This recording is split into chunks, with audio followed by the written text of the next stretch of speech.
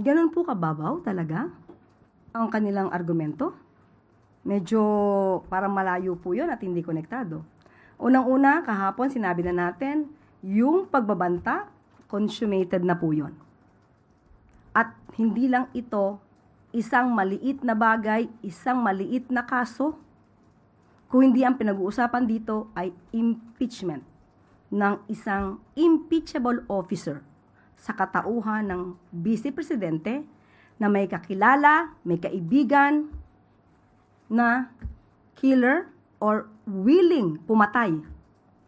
Hindi dapat ang public servant, kahit sino man, ordinaryong tao, lalong-lalo na kung ikaw ay nag-ookupa ng pangalawang pinakamataas na posisyon sa bansa, na magkakaroon ka ng kakilalang killer.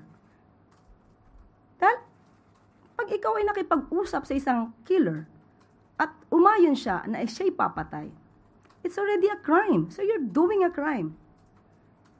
You're committing a crime. Hindi ito patungkol lang sa isang maliit na grave threats.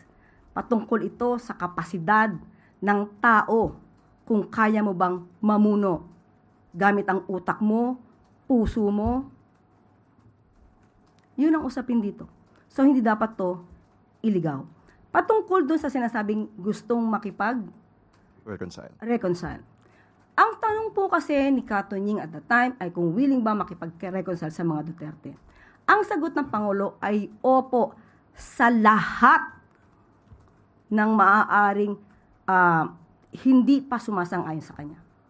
Hindi ito partikular lamang sa mga Duterte. Ang sabi ng Pangulo, ayaw niya ng kaaway.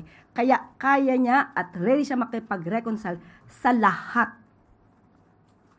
So, kahit gusto makipag-reconcile ng Pangulo sa lahat ng maaaring hindi sumasang-ayon sa kanya, hindi nabubura ang pagbabanta sa buhay ng Pangulo, ni First Lady, at ni dating House Speaker ng Vice Presidente.